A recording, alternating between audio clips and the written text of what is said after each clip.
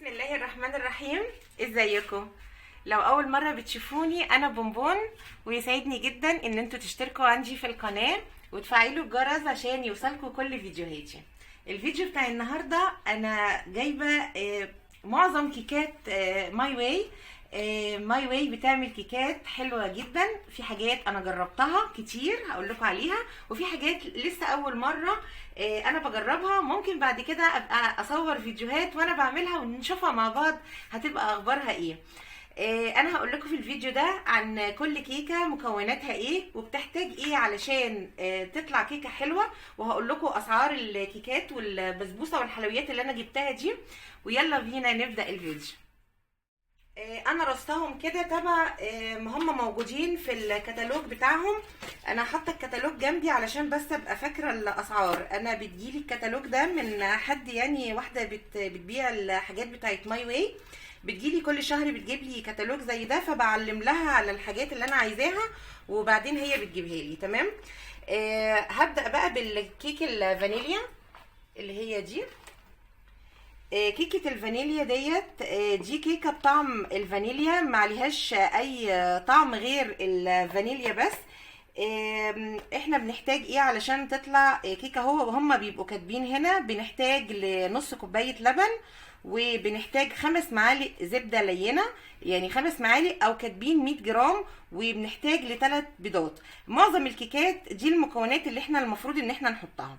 هما بقى بيبقوا كاتبين بقى ان احنا نحطها في فرن درجه حراره كام والكلام دوت، وطريقه التحضير. طريقه التحضير طبعا مكتوبه على كل علبه، مش مهم. المهم ان احنا كل كيكه احنا بنحضرها ما بتختلفش كتير الحاجات اللي احنا هنضيفها، اللي هما ال3 بيضات وال100 جرام زبده والنص كوبايه لبن.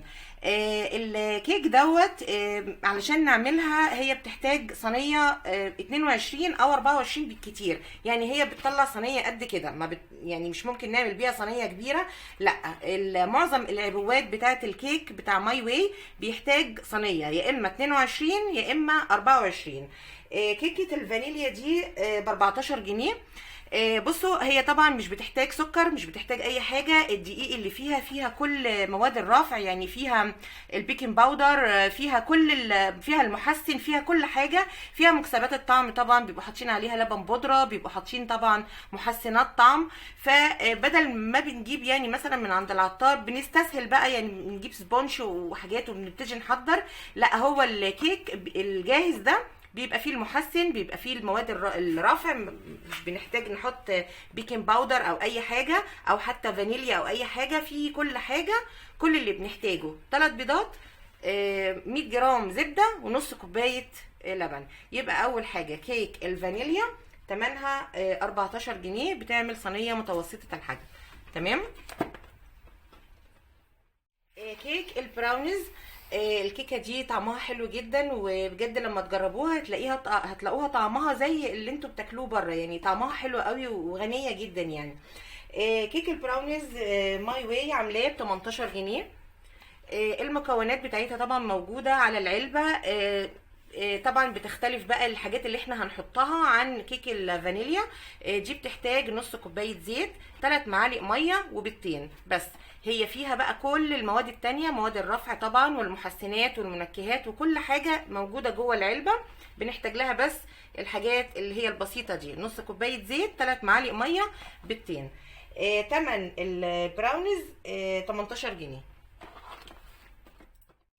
كيك التفاح بالقرفه، ميكس كده ما بين التفاح وما بين القرفه، فيها مكسبات طعم حلوه جدا، وكمان فيها قرفه، يعني مش مكسبات طعم قرفه، لا، تحسوا بطعم القرفه بجد، يعني حاطين عليها مسحوق القرفه.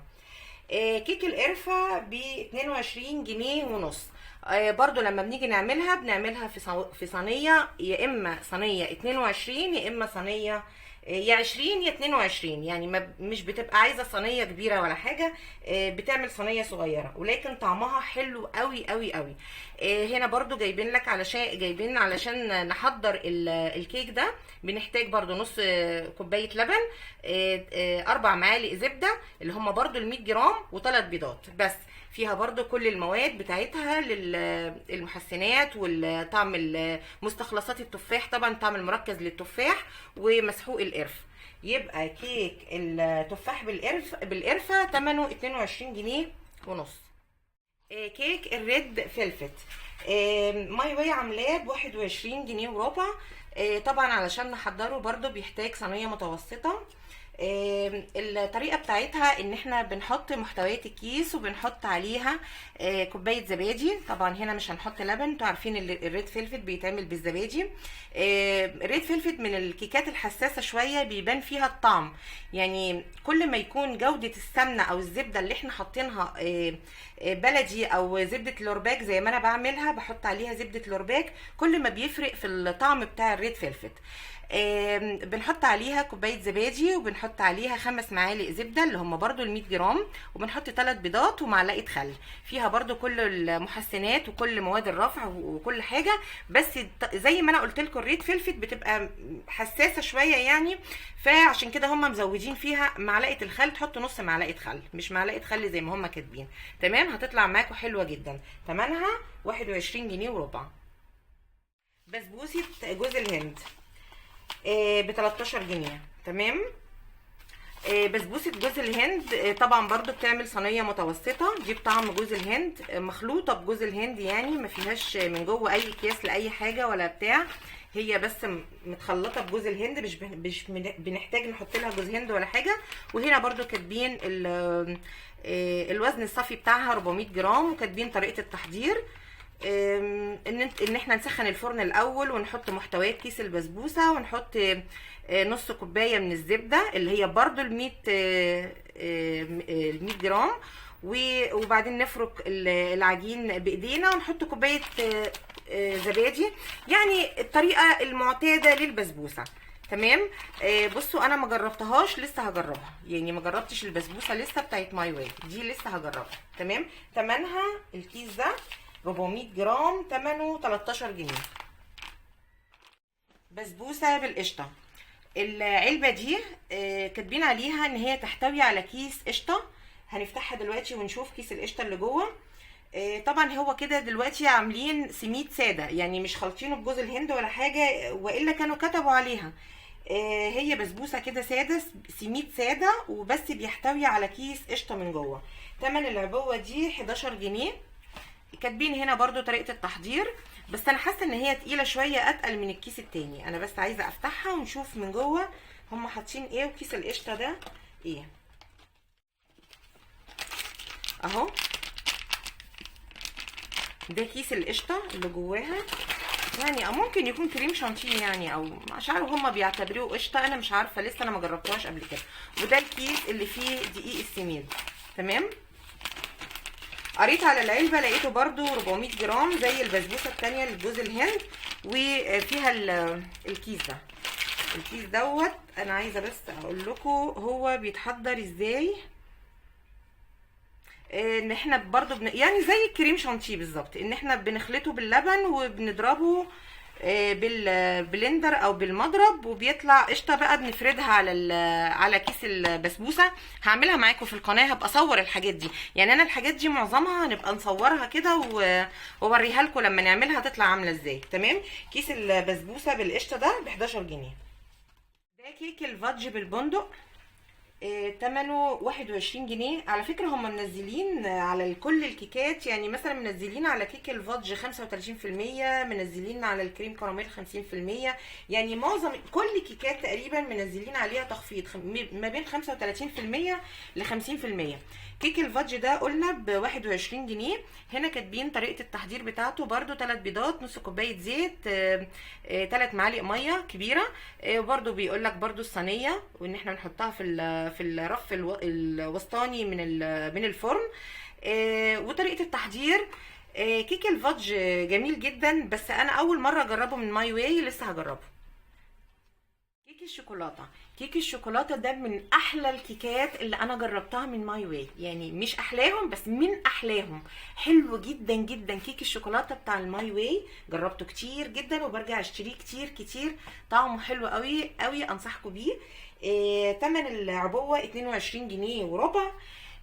طبعا برضو مديكوا هنا طريقه التحضير، طريقه التحضير المعتاده للكيكات اللي هي النص كوبايه لبن والخمس معالق زبده والثلاث بيضات. تمام. بتحتاج لصينيه متوسطه. بيطلع عندكم احلى كيك شوكولاته من ماي واي، ثمنها 22 جنيه وربع. الكريم كراميل. الكريم كراميل بتاع ماي واي انا جربته كتير جدا. الكريم كراميل تحفه جدا جدا، من احلى كريم كراميل اللي انا جربته كريم كراميل ماي واي. اللي هو الساده ده ب 14 جنيه ونص، ومنزلين كمان بالشوكولاته ب 8 جنيه وربع. انا كريم كراميل الشوكولاته ده انا ما جربتوش قبل كده، انا ما جربتش اصلا كريم كراميل بالشوكولاته اصلا يعني، فما اعرفش بقى. انا لسه هجربه بتاع ماي واي، لسه هجرب طعمه كمان، طعم كريم كراميل بالشوكولاته ده هيبقى ازاي. دي تمنها 8 جنيه وربع، والمعتاده دي اللي هي العاديه اللي انا دايما بجيبها دي ب 14 جنيه ونص. بصوا عايزه بس اوريها لكم من جوه. بيبقى فيها كيس الكريم كراميل دي بتعمل صينيه متوسطه، او مثلا بتعمل حوالي 6 أو 7 قوالب. وكمان في نفس العبوه مدينا الصوص بتاع الكراميل. تمام. من احلى الكريم كراميل اللي انا جربته في شركات كتير هو الكريم كراميل بتاع ماي واي. تمنها 14 جنيه وتمنها 15 جنيه، يعني تمنها 15 جنيه، اللي هو بالشوكولاته ب 8 جنيه وربع. تمام. كيكه الذره اللي هي البسيسه انا ما جربتهاش قبل كده. انا بعمل البسيسه في البيت طبعا، خليط ما بين دقيق الذره والدقيق الابيض. انا ما اعرفش طبعا هي هتطلع ازاي الجاهزه دي، بس هي هم كاتبين عليها دقيق ذره، لكن هي طبعا هتطلع بسيسه. حتى الصور اللي هم جايبينها صور يعني بسيسه. وطريقه التحضير برده مش حاطين سمنه ولا حاجه، زيت زي ما بنعمل بسيسه بالظبط. نص كوبايه زيت، 3/4 كوبايه لبن و3 بيضات، بس كده. ونحط المحتويات بتاعه الكيك ده، كيك الذره. فهتطلع معانا كيك الذره. ما جربتوش قبل كده بتاع ماي واي، ان شاء الله برضو لما اجي اعمله ان شاء الله اصورها ونشوف هتطلع ايه مع بعض. تمام. يبقى كيكه الذره دي ثمنها 16 جنيه. كيك الفراوله ما جربتوش قبل كده الحقيقه برضو، بس قلت اجربه. طبعا احنا في الشتاء والشتاء بيحب الحلويات، فاشتريت بقى الحاجات دي وقلت بقى ايه اتسلى فيها كده، كل كام يوم اعمل حاجه. والحاجات اللي هي الجديده اللي انا يعني هجربها لو طلعت كويسه هرجع بقى اشتري منها كتير. فكيك الفراوله الطريقه بتاعتها نفس الطريقه المعتاده بتاعت الكيكات، كل الكيكات تقريبا، اللي هي 3/4 كوبايه لبن، 3 بيضات، و100 جرام سمنه او زبده. تمن كيك الفراوله العبوه دي ب 20 جنيه وربع. كمان اشتريت معاها كمان كريم شانتيه بطعم الفراوله. قلت بقى لما اعمل الكيك الفراوله ازينه بالكريم شانتيه الفراوله. كريم شانتيه الفراوله ب 11 جنيه 75 قرش. تمام اهو.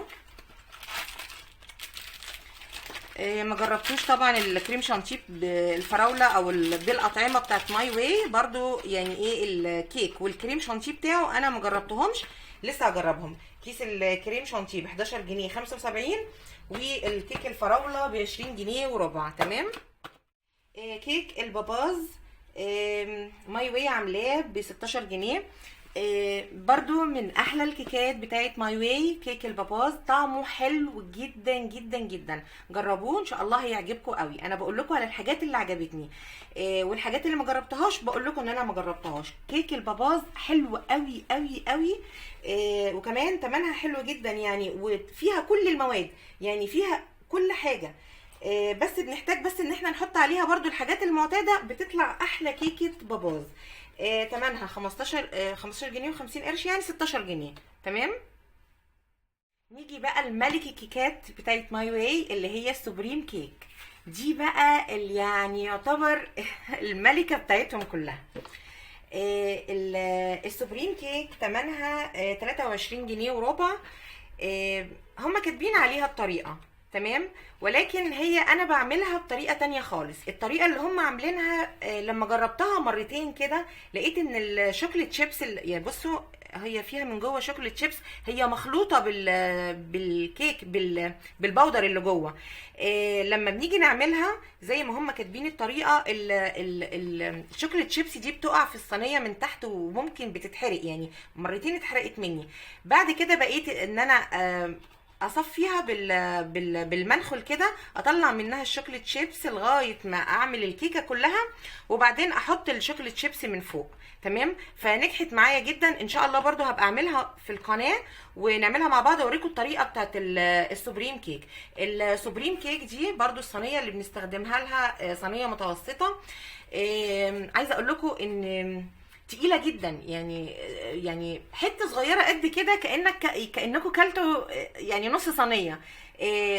طعمها حلو قوي قوي قوي، وغنيه جدا، وتقيله كمان جدا. يعني ان شاء الله لما تجربوها تعجبكم قوي قوي قوي. يعني دي بقى عايزه اقول ان هي احلى طعم فيهم. يعني انا دايما اقول لكم من احلى الاطعمه، لا السوبريم دي احلى طعم فيه. الحاجات بتاعت ماي واي ثمنها زي ما قلت لكم 23 جنيه وربع. كيك البرتقال كيك حلو جدا، خصوصا في فصل الشتاء، ريحتها حلوه قوي وهي في الفرن. برضو نفس الحاجات اللي احنا هنحطها عليها، فيها كل الحاجات بتاعتها. الكيكه دي حلوه قوي. انا بعمل لها صوص برتقال. طبعا انتوا عارفين البرتقال مالي الدنيا في الشتاء يعني، واحنا محتاجين فيتامين سي في كل حاجه يعني. فبعمل لها صوص من فوق وبعملها بتبقى تحفه جدا جدا. يعني جربوا كيك البرتقال هيعجبكم قوي. كيك البرتقال ب 20 جنيه وربع. كاستر ماي واي. طبعا ما احنا هنعمل حلويات بقى، واكيد في حاجات بتبقى عايزه تتحشي يعني. كاستر ماي واي حلو جدا جدا جدا. طبعا انا جربت الكاستر اللي هو بتاع الفانيليا. جربته في الكنافه، وجربته في الترايفل، وجربته في حاجات كتير قوي. دلوقتي كمان منزلين كاستر بطعم الموز. انا جربته قبل كده. طعمه يعني بجد انا دايما متعوده على الكاستر العادي. لما جربت الموز بصراحه الموز غطى عليه. طعمه حلو قوي. الكاستر اللي بالموز ب6 جنيه وربع. ده ب6 جنيه وربع. والكاستر العادي اللي هو الفانيليا ب4 جنيه 75. كاستر الموز عجبني جدا جدا. الحشوات بتاعته حلوه، وفي الترايفل تحفه تحفه تحفه، كاننا حاطين موز. تمام. الحاجات دي يا جماعه احنا ما بنستغناش عنها في حشوات. يعني حشوات سريعه، يعني بتتعمل في ثواني واحنا واقفين. بنحشي بيها اي كيك، اي حاجه، نحطها في الكاسات اذا هنعمل كاسات اي حاجه بقى، ترايفل او اي حاجه. فالكاستر بتاع ماي واي حلو قوي قوي قوي يعني. الكريم شانتيه بطعم الشوكولاته من ماي واي. طبعا انا جربته كتير قوي. طعمه حلو قوي، وبيتحضر بسهوله، وطعمه غني ومتماسك جدا. الكيس دوت 110 جرام. تمنه 15 جنيه. تمام. بيعمل كتير قوي. تمام. 110 جرام ب 15 جنيه. جربوا الكريم شانتيه بطعم الشوكولاته من ماي واي، هيعجبكم قوي. كده بقى انا خلصت الفيديو، يا رب يعجبكم. اذا عجبكم ما تنسوش تعملوا لي لايك، وان شاء الله اشوفكم في فيديوهات تاني جديده. والسلام عليكم، باي باي.